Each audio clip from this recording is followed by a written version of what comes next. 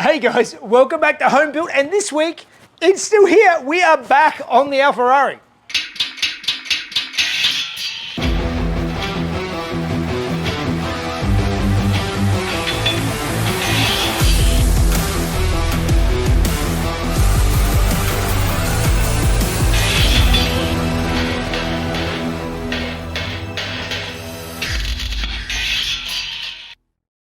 All right guys, before we get into it today, I thought we'd take a second out to thank this week's video sponsor, which is 70My and their 800S dash cam. Now, I've been using a 70My dash cam for at least 12 months now, and it's come in super handy. It's a 4K dash cam with industry-leading image quality. It also has the option of a rear camera, so you can record front and rear at the same time. Front is 4K, rear is 1080p. Installing the dash cam into the car could not be easier. Basically, you work out roughly where I want this to go. I want it to go about there. So you start with an electrostatic sticker that we stick onto the windscreen. Before you mount the camera, insert a micro SD card, then just attach it to the mounting spot on the electrostatic sticker. Peel off the screen protector and you're done. That was really easy to mount, and now it also comes with a cigarette lighter, USB mount, and a long USB cable to mount it in. But I'm going to use the optional hardwiring kit and hardwire it into the car now. It also has a parking mode that records suspicious activity when parked. So I tuck the wires with the handy trim tool provided. Opening up my fuse box, the wires are clearly labelled, and I wrap them around the outgoing leg of an existing fuse, constant power and switch power, and then just ground to the chassis. I just close it all back up. And now it's wired in. All I have to do is just connect in the USB port and we're done.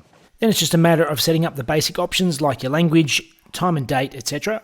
All right, so that was pretty easy. It's all connected up and working as it's supposed to.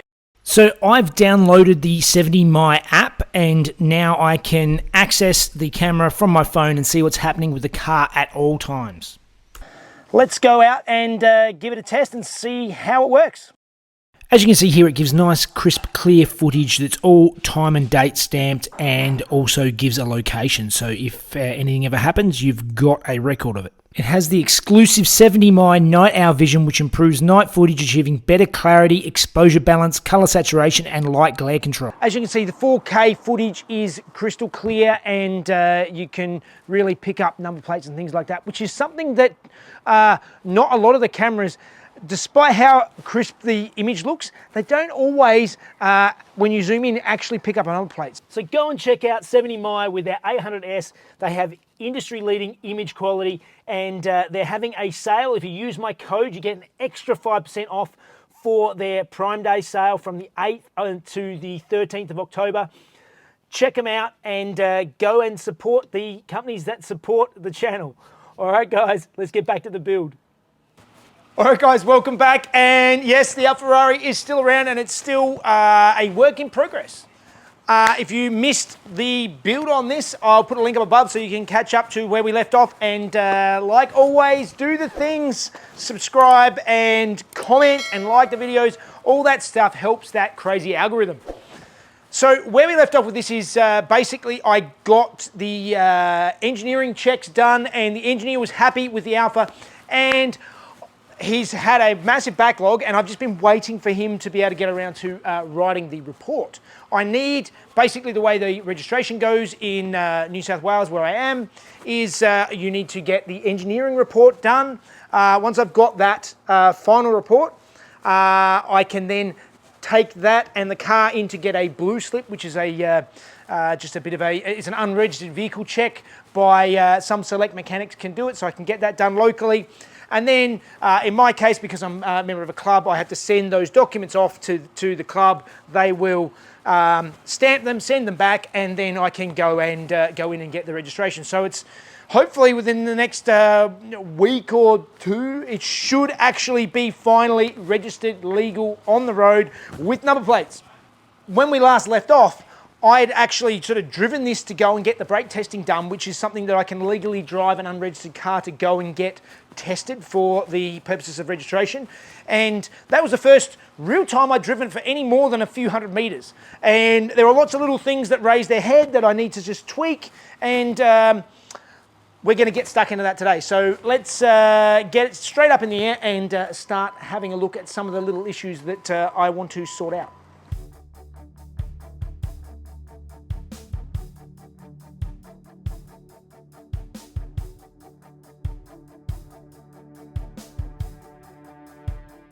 All right, so looking at my braking system, those watching previously will know that I was concerned that the pedal just didn't feel as solid as I like, and I thought I had air in the system. I am pretty certain now it is not air in the system, and it's actually what it is there's just a bit of flex in this whole system, which is what I'm feeling under my foot. One of the things is that this bar is loose to sort of move up and down. That's the balance bar. So what I want to do is I want to reinforce this whole bracket system that I made, and make a slot for this balance bar to go through at the same time. So I'm going to design something up here that I can cut out, weld on to the side of this whole unit, and make it so that I can actually block in the side and then lock it in further forward to just make this super rock solid and less likely to flex at all. So even when I'm going to design something on the computer, I still always start with cardboard aided design. It just helps to get the rough measurements and work out what I want very quickly. I then transfer that into Fusion to get my finished design.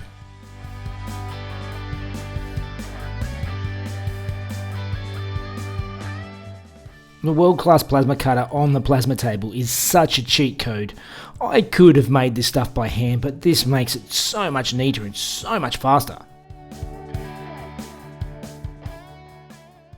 All right, so I designed up my brace, and I actually designed up and cut it out on the plasma table, and I actually designed slots in it so that I can actually basically jigsaw these pieces together and weld them up. So that's how I'm doing it. It makes life so much easier. Obviously the plasma table is cheating, but man, it makes my life a lot easier. So I'm going to tack this together, test fit it, and then if I'm happy, I'll weld it all the way up, or this piece all the way up, and then I will weld it onto the car itself, and hopefully I have a nice solid pedal. So these tabs make it really easy to line up, and a couple of 90-degree magnets, and I tack it all together with the TIG, and then after a quick test fit I can go through and TIG it all up solid.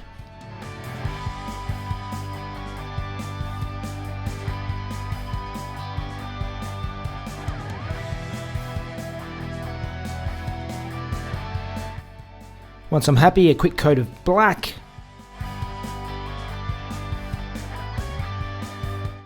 Yes, I do need to go back and add crush tubes. And after cleaning up all the joining surfaces, I can MIG it into place in the car. So now it will all be removable as one unit, and I can still get in and service everything. All right, so I didn't want to pull everything out, so this has all been welded in place, and yeah, I've got a little bit of paint on my master cylinder, but that is okay. But now I actually have this all welded in all the way around. This is all boxed in. I have my track that my pedal can move nice and freely backwards and forwards in, but not up and down. There's another couple of extra bolts. There's one here and another one back in further. So this whole thing is a whole lot more solid than it used to be. So let's drop it down and feel that pedal and see if it made a difference. Oh yeah. Oh, that's much better. Okay, well the brake pedal is much better. That has definitely firmed it up. I think that is as good as I'm getting it, and that brace now, it's all there. I can still get in and service the brakes, so I'm happy enough to leave that and move on. All right, so the next thing I want to have a look at is this bash lip, which I put onto the underside of the cross member of the car to protect the steering rack. And with our really crappy roads, we've got a lot of roads that has pushed all the bitumen up in the middle, so you've got this big mound, and when I go over the top, this is already scraped in a few spots. And the issue with this is that this is a hard stop, so if this actually hit something solid, particularly at low speeds, it would just stop the whole car. It'd send forces through the whole car, and I don't want that. So I'm having another look at this and going, okay, well, this is lower than it needs to be all the way across. We don't need a bash plate the full width of the car because there's nothing to hit up here. It's a bit lower than it needs to be here. This side is about where it wants to be. So what I'm going to do is I'm going to cut out the middle and put a couple of tapers in so that if it does hit something, it's going to sort of taper down and push, it sort of skip over the top rather than having a hard stop. So let's get in and cut it out.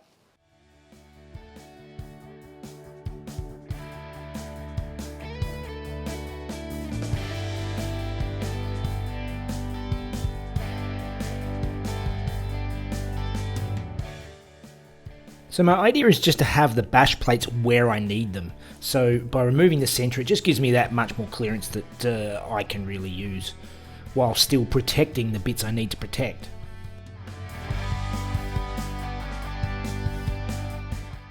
This worked out to be much simpler to just cut it out by hand. They're quite simple pieces, so much easier than trying to design it on the computer. Welding upside down is much more difficult than welding up normally because gravity still works on the welds and they tend to sort of drip.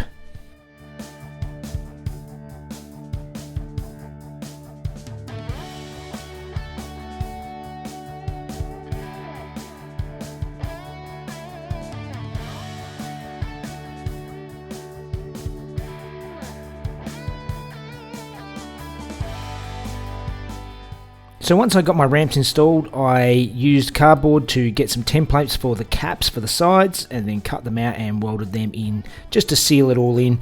Adds a whole lot of strength, and also it sort of makes it nice and neat and also stops sort of water, etc. getting into them.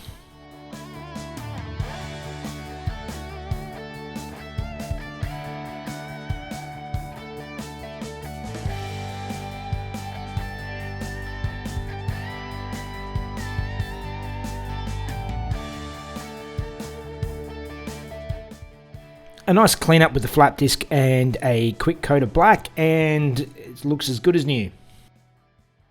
All right, welding upside down is never a good situation, but we now have so much more clearance through to that steering rack. All of this is brought up, and it just gives me so much more room so that I'm less likely to hit things, but I still have a nice ramp now going to sort of skip me over the steering rack, and yeah, I'm much happier with that. So that is another job marked off the list. Okay, so next thing I need to do in the Alfarrari is something that I have avoided for quite some time, is to actually make some number plate mounts for the front and the back of the car. So I know some places in the US and stuff can get away without front number plates. That is not a thing here. We definitely have to have front number plates, and I think that is where I'm going to put it. Now, this is not the plate. This is just one of the ones off of my wall, but it's a New South Wales plate, so the holes are in the right spot, so I can use this as a template to sort of set things up and mount it where it needs to go. So I need to have a bit of a play around now, have a bit of a think, and come up with a design that I can make up and fold up, and hopefully have a good way of bolting plates on without being too much of a headache. Let's see how we go. So the idea here is to make a nice bracket to hold the plates onto the car, but also give them a bit of a standoff so they're not flat on the paintwork, and also make it easy to bolt the plates on and off as needed.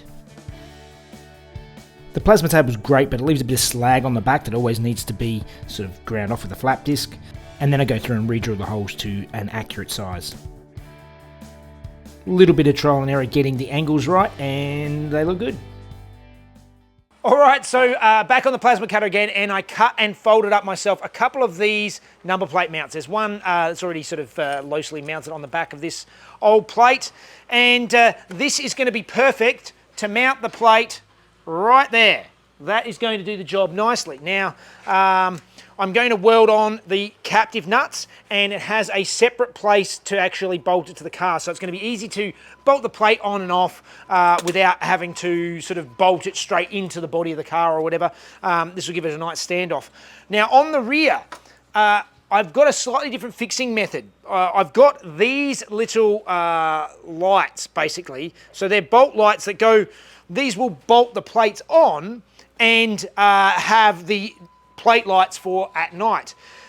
Saves having some big ugly sort of thing somewhere that I don't really want to have. So these things, as I said, they've been on the 911, they work quite well. The issue I have on the 911 is because they have a wire traveling through them, to bolt on and off the number plate is a bit of a pain. And I came up with a plan.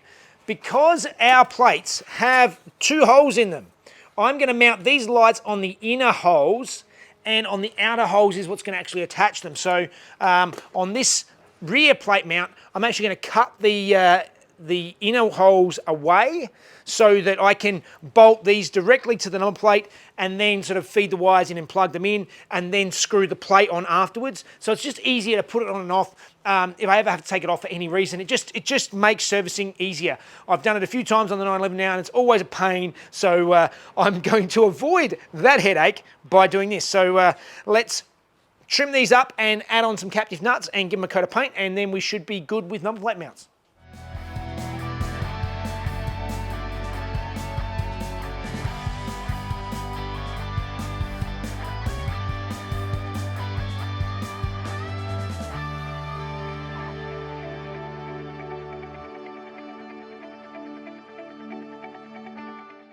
All right, so while I wait for the paint to dry on the number plate mounts, I thought I would get onto the next job that I want to tackle, which is making some heat shields for these cats, because I noticed on my road trip to go and get the brakes tested that it's the first time I'd driven it for any extended period, and it was getting pretty toasty under my seat. And yeah, cats let out a lot of heat. So that heat is just radiating straight up. So what I'm going to do is I'm going to make some shields, heat shields to go over the top. It's basically just going to be an air gap and a piece of stainless that I'll put over the top that I will weld with some standoffs so that we have some nice shields over the top of the exhaust to try and stop some of that temperature going straight up. Yet again, cardboard first, get in and make the rough shape that I want for these heat shields. Then I cut them out of this piece of stainless, and I do have a slip roller, but it doesn't work very well. So it's easier to do a bunch of little folds and get the shape that way.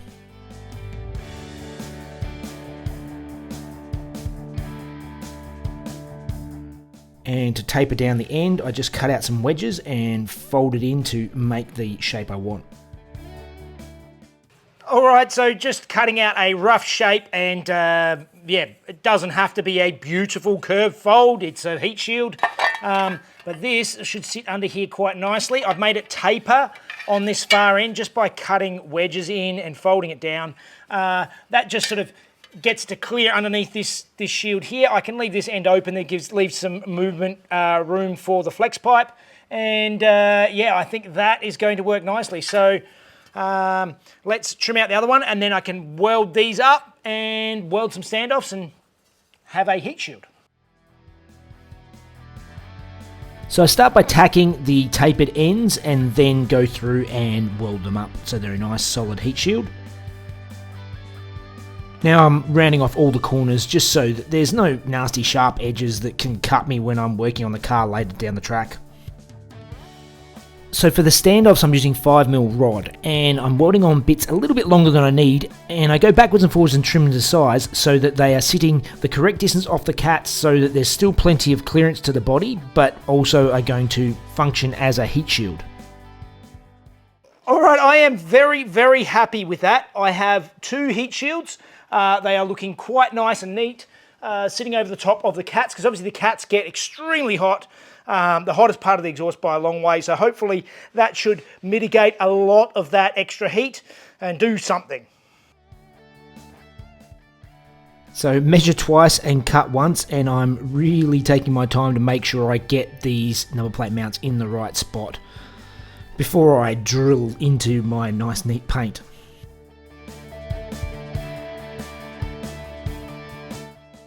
So same again on the back.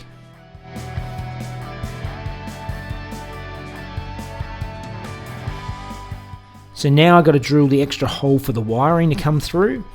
I've used a rubber grommet in there to seal that up, and I've put some paint around the edge of the hole so they don't rust. And now I'm happy with the location. It's time to wire up the number plate lights, and I'm doing them with separate tiny spade connectors so that I can feed them back out through the holes so I can service them as needed.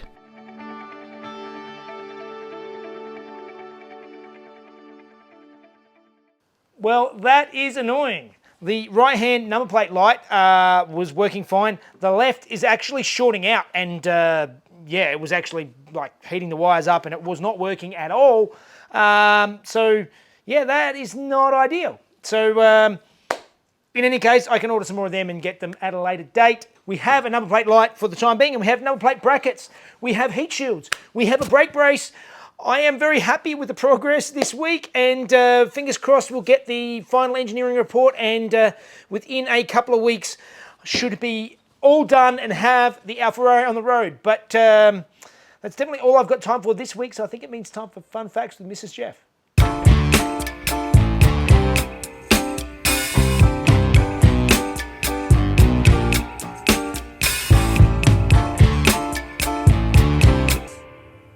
Hey guys, the Ferrari 296 is the first real Ferrari to be built with a V6, as the Dinos of the 1970s, although built by Ferrari, were sold under the Dino mark.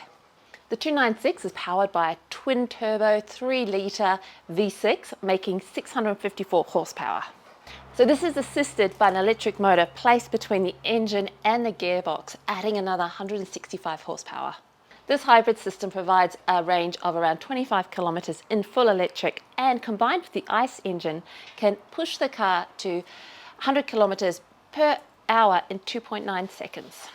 The GT3 version had its first victory at the 2023 24 Hours of Nürburgring and won its class in the 2024 24 Hours Daytona. Just if you've heard any heavy breathing. Yes, we have assistance today with our 15-year-old golden retriever, Sasha. She's reliving puppy memories of being in the garage. Yes. Yeah. We are getting there with the Alfa. It's really, really coming together. You know, all these little bits and pieces. I'm still getting so close to getting actual plates on it and being able to drive it properly, but these things are just very slow and painful. It's getting there. It's close. Thank you for the patience. Yes, thank you. For the long. I know all of you guys want to see it out being used and doing things, and no more than me. But it's very, very close now. It's so close. Yeah. So yes, hopefully you enjoyed that one. All right. Like, subscribe, usual things. Let Jeff know what you think. He likes reading your comments. And of course, you want to help him out, Patreon. See the videos a day early, no ads. And we'll see you next time. Bye, guys. See you guys. To be built with a V6 as the Dinos of the 70s, although with the addition of the ICE engine that can make the car go faster. This plug-in hybrid system provides the car with about 25 kilometres range in this plug-in hybrid system can push the car to 25 kilometres. Victory at the 2023 100 hours of 24 hours of Nürburgring. Nürburgring. Can push the car to 100 kilometres an hour in 2.9 seconds. Thank you, Jeff. Do it again. No, that was perfect. That's fine. That was fun. It was nice.